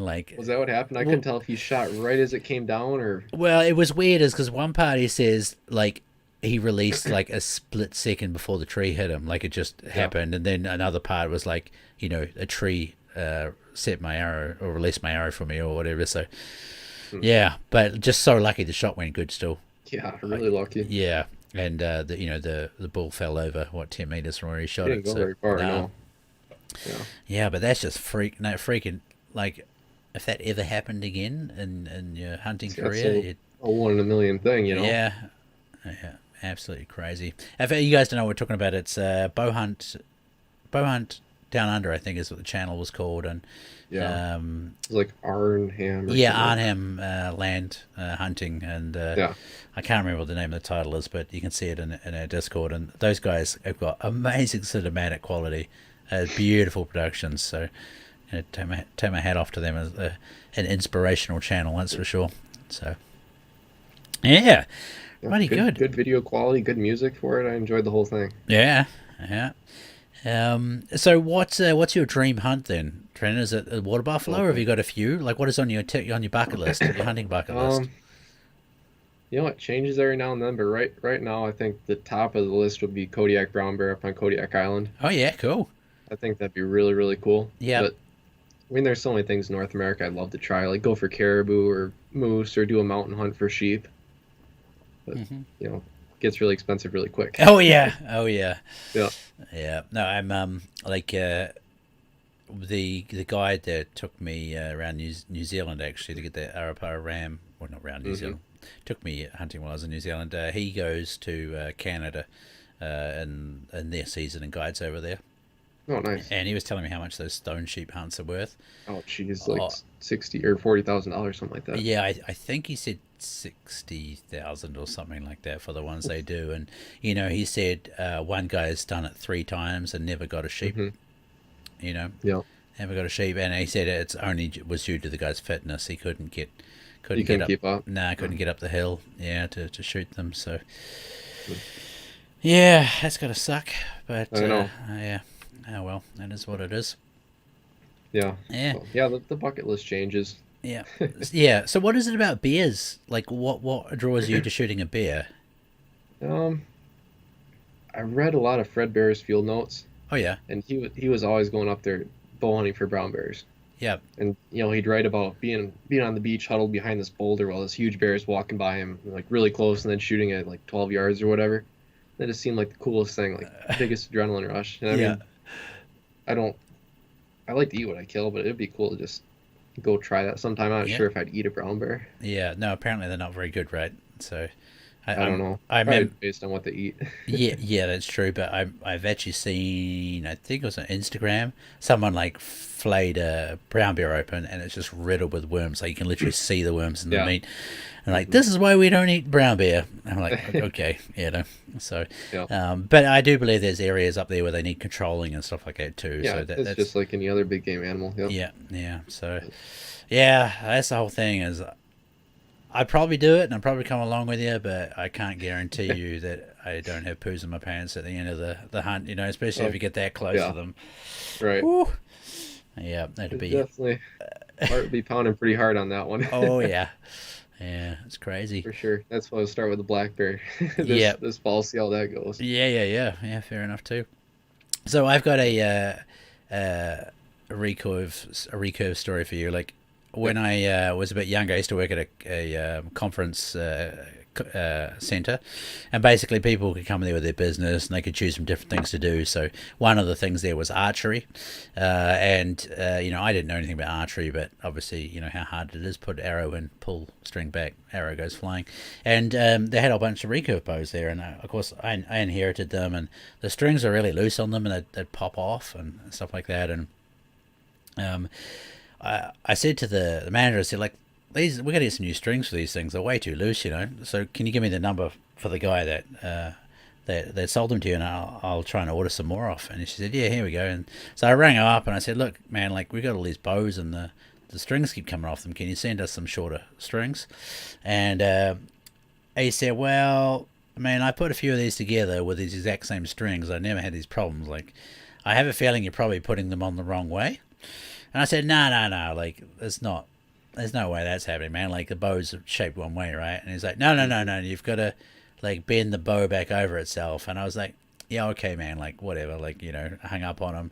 And then I, like, went out to the thing. I was looking and scratching my head. And, yeah, I just kind of, like, basically put it on the right way properly, you know. And it's the funniest thing because, you know, Yeah. someone who's never done archery before, that is the shape a bow is, you know. Right. And it was just funny. On- All these bows, like, I can't remember how many we had, like 40 of them or something. They were Yeah. just, all the strings had been put on the wrong way. And then they shot amazing after that. It was Right. great. Yeah, it was great. So Yeah, because on strung they got the curve going that way, so it looks like a bow. exactly. It Yep. was so funny, man. I was like, oh, geez, how old was I then? 20 or something, 19, 20. Yeah, and I just, yeah. I mean, obviously, I had no idea, so I shouldn't feel like a dingus. But yeah, I've seen people do that before. yeah, yeah. But yeah, it was like every kind of fifth shot, the string had come off. You know, and like this sucks, man. What's going on? So yeah, With this. yeah. What's up with this? But no, That's funny. yeah. Yeah. So what's like what's have you got like a hunting moment you're most proud of or something like that? Um, I mean, first deer is a big one, but probably the one I'm most proud of, and this it's not even a bow kill, which is kind of weird, but the buck I got up here last year, I'd never hunted the Upper Peninsula of Michigan before, and so when I came up here my freshman year for college, you know, obviously I was going to keep hunting. There's no way I was going to forget that, so I started scouting around. I had no idea where to go or how the deer acted up here because it's totally different than hunting back home. Yeah.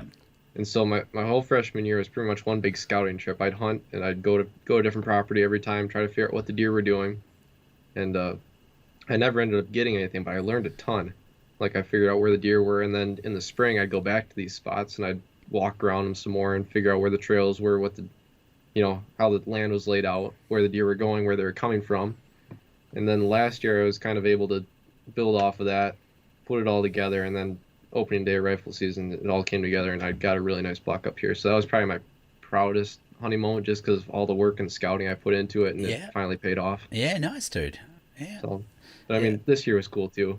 Yeah, it sounds like you've had a killer year this year. This was a weird year. It Yeah. doesn't happen like that very often. Yeah, so to fill everyone in, actually, like most people here that are from the Discord probably know how your year's gone, but it's been bittersweet, I suppose, towards the end there. Yeah, I know. Yeah. Well, yeah, starting out with bow season. I mean, that was That was really nice getting that 9-pointer. That was a lot of fun. I had him on camera for quite a while, Yeah. and so I knew he was in the area. I've never actually had a deer on camera, and then ended up shooting that deer. Okay. So that was pretty exciting. And Yeah. I later found out there was another guy hunting the private land, maybe half a mile away, who had seen that deer that night and walked in front of him, but he hadn't gotten a shot.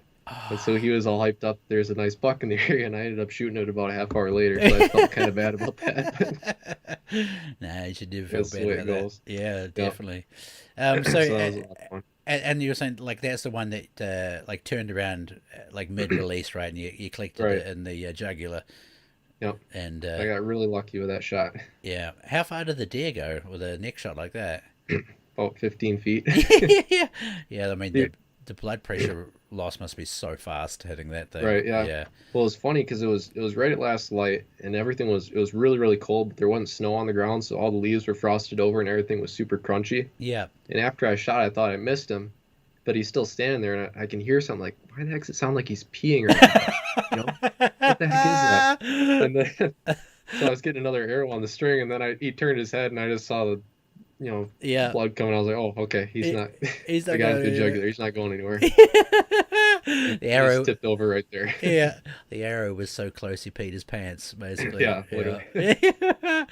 Oh, great. And then, I mean, the same too is like I really enjoy reading people's hunting stories almost as much as seeing the trophy shot. Well, actually, in fact, I think they just make the trophy shot that much better. So I enjoy reading your one, and the last one you got with the rifle, that was well earned, I reckon, dude. It sounded like That was miserable. pushed yourself through some bitter weather to get that. Yep. Yeah. Yeah, that was fun. I showed up at 5 in the morning because it was public land, and opening day rifle season is always a zoo. Yeah. So I figured I better get in and reserve my spot. So I got there at 5. Nobody showed up the entire day.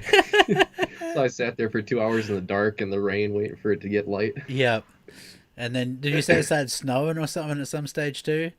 Yep, it was like rain and snow mix all through the day. And then around noon it went back to rain. At 2 o'clock it went to snow, and we got by the time I shot the deer and got out of the woods at 5, we got 8 inches of snow. Oh wow, it was really coming down Yeah. then. Yeah. Like, I think in the picture that you've seen, we couldn't get a clear picture because there's just snow coming across the camera at an angle Yeah. the entire time. Yeah, it's a nice picture though. It's cool. That's really cool. Yeah. Everybody looks there like, how long has that deer been dead? Looks Yeah. like he's been dead for a couple days. Like, no, he's just soaked. We both were. Yeah. Yeah, that's crazy. And like that's the worst snow too when it's like mushy. Cause Oh, yeah, like, it's that, wet. that damp cold is so nasty. Like Yeah. I read like dry cold is not too bad. It's much better, but yeah, Yeah, that if it was all snow, I'd be fine, but that mixed stuff is not fun. no, not at all, man. It's horrible. So When I put the gun up originally, I had snow in the scope, so I couldn't even, oh like, yeah. what the heck's going on? Oh, shoot, I can't even see through it right now. Yeah, no, I had that. Well, it was a little bit different, but same thing. I'd been walking up. They're actually the only deer in New Zealand I've had a shot at with a rifle. I missed. It was a nice stag, and same thing. We were walking up this hill, and I had the rifle over my shoulder, and a little bit of rain had gathered in the top of the scope. And then when I put it up, there was like some big blobs still sitting yeah. there that was like distorting it a little bit. Mhm. But yeah, shit happens. It's something my friend Mike always kicks me about because it was a very nice stag. So yeah, but Yeah, then everybody misses them. oh yeah, for sure. And then you went on to getting your buddy his first stag, his Yeah, first buck. Sorry, I should say wrong. Wrong Yeah, you continent. got a buck. Yeah, That was cool. It was kind of bittersweet because like I said, it's the biggest buck I've ever put my hands on. yeah. Oh, that's cool though.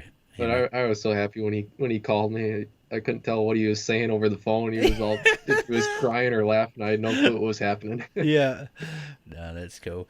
Because I seen the trophy shot of you guys standing next to each other with the two deer, so it's very cool, man. Makes mine look like a fawn. But yeah, I mean, It's just huge. yeah, it was still nice. Did you get the other one scored, or do you have a rough?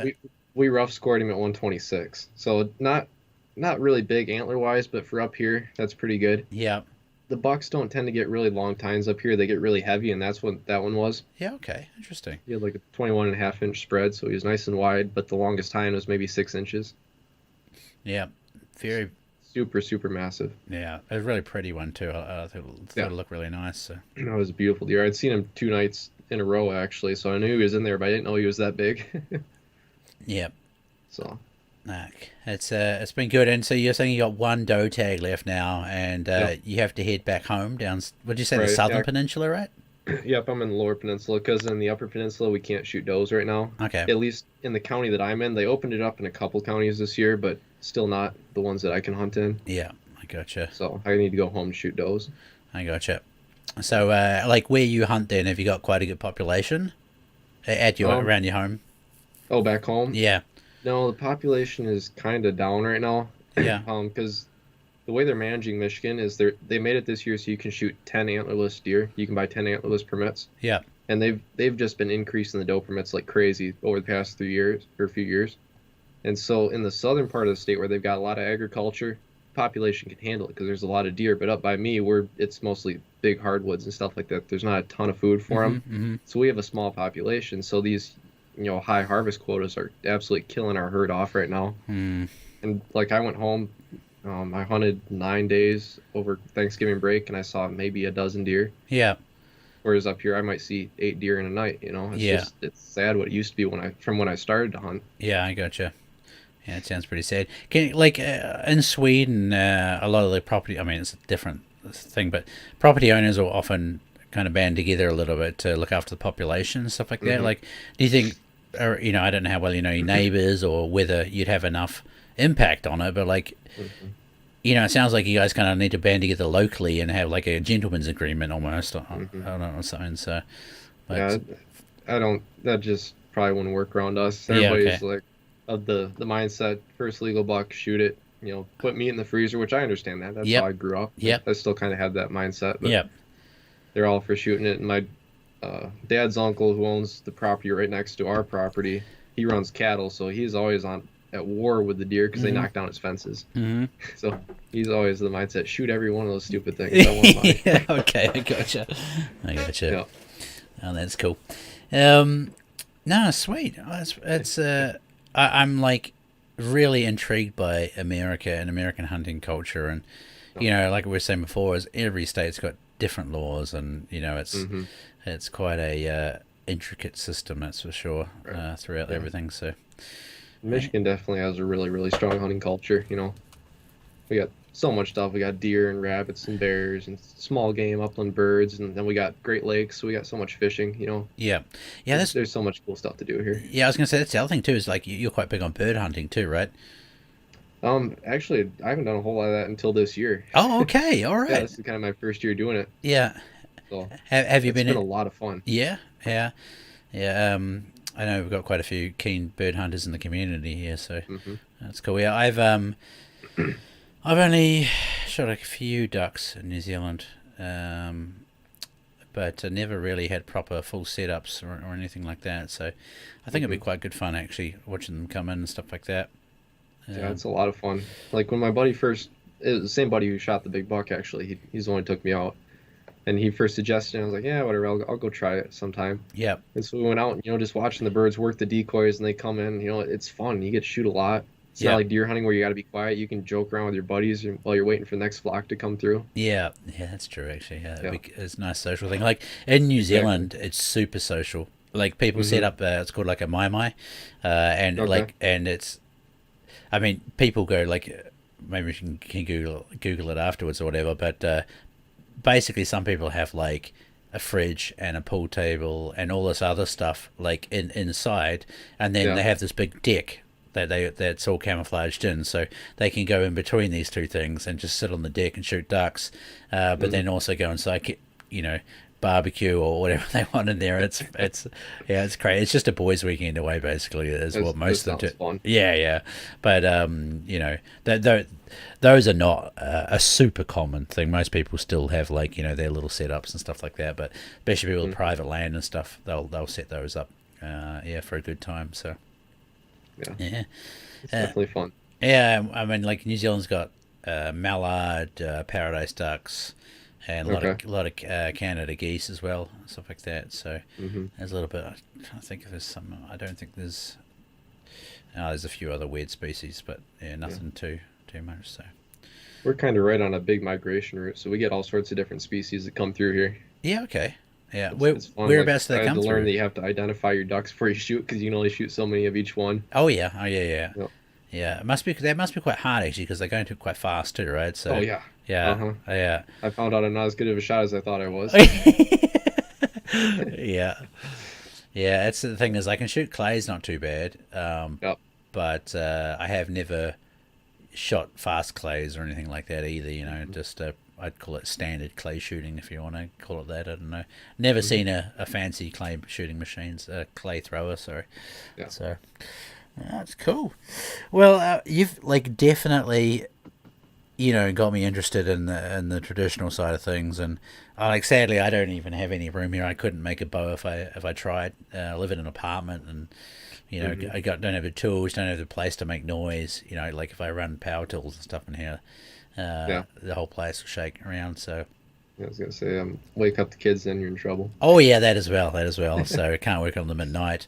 But yeah, it's very cool, man. And I like again. I said I really appreciate the help that you give me too, because like I've poked your brains at all sorts of weird stuff. So Yeah. No problem. I love it. yeah, and I really like. I was telling you, I really like.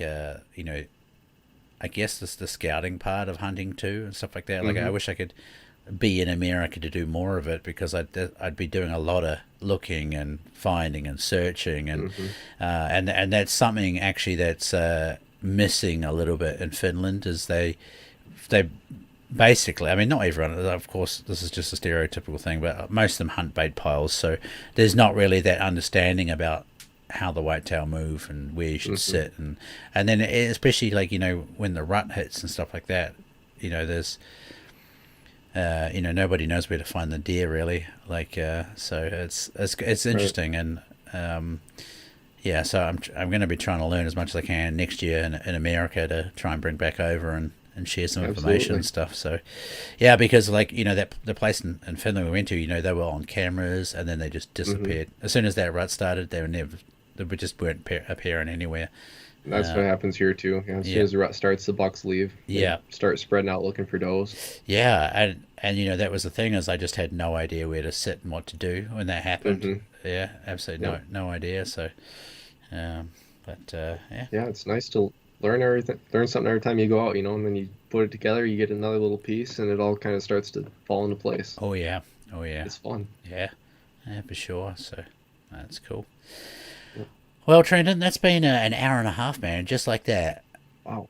Yeah, Quick. I know. It's crazy, dude. So, yeah, I mean, I'm, and a lot of people are really grateful for you being in the community. And if you guys don't know, this is, like I say, Instinctive Archery's in the Discord.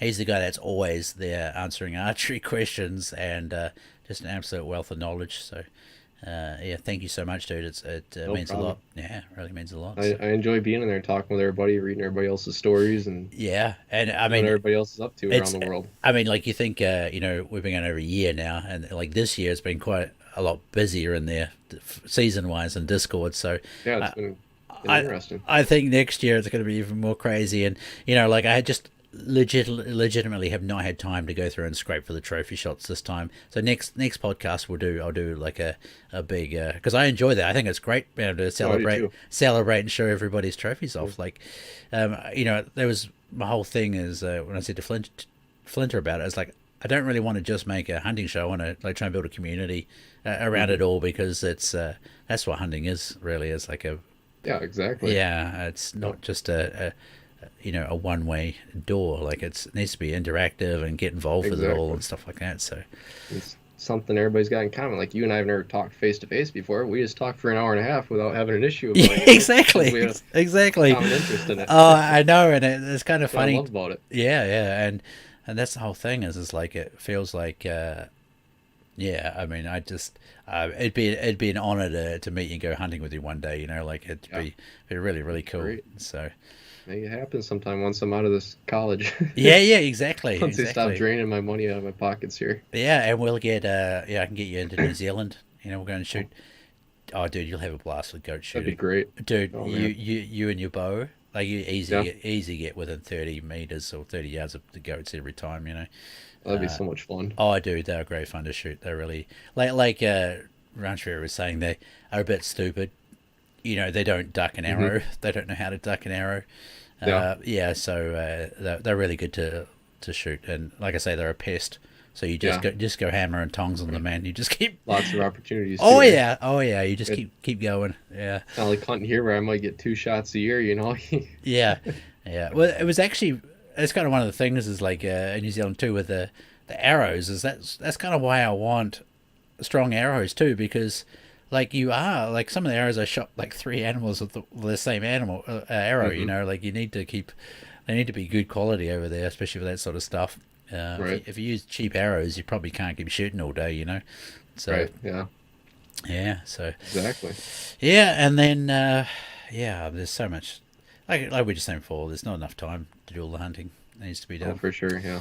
Yeah, and doing this has opened so many doors too. I can imagine. You guys got a great thing going here right now. I talked to a guy in Mauritius quite a lot on Instagram, which is a little island.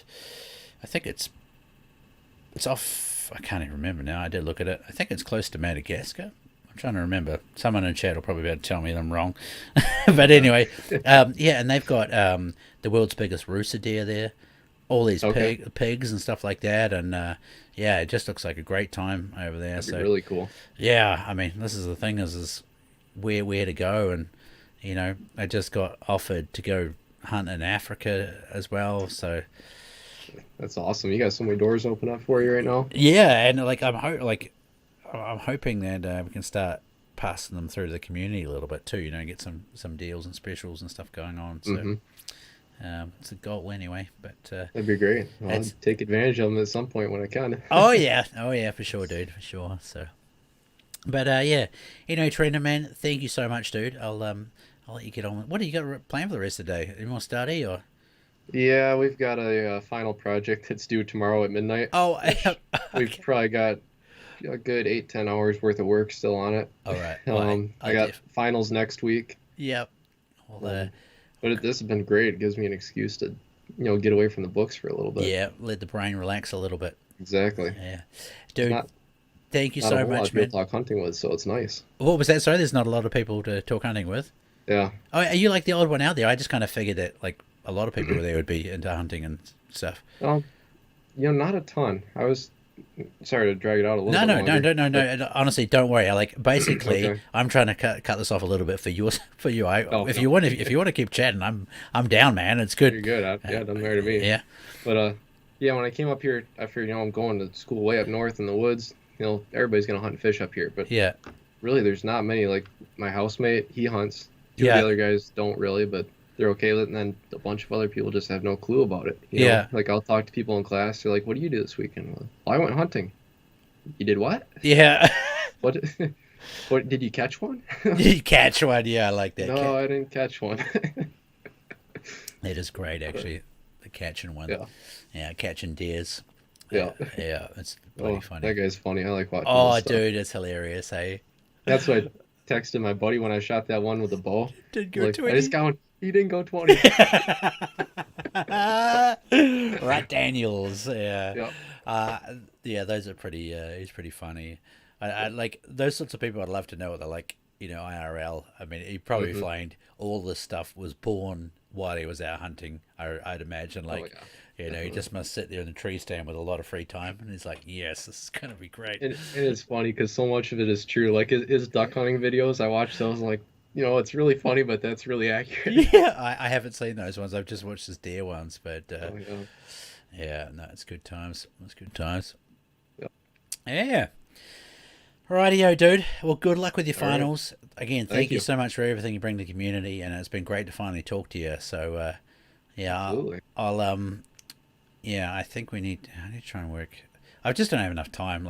There's so much stuff I want to do and things like that, but I'd probably have to give up my day job, and that's never going to happen for a while. So yeah. But anyway, dude, you're on the front of my mind, and if I ever get a chance, I'll try and hook up with you for a hunt or something like that. So that'd be great. Yeah. Alrighty, dude. Thank you so much, and good luck with your finals. Thank you. Appreciate you having me on here. Yeah, not a problem at all, dude. It's been a pleasure. Absolutely. All right. Catch you, dude.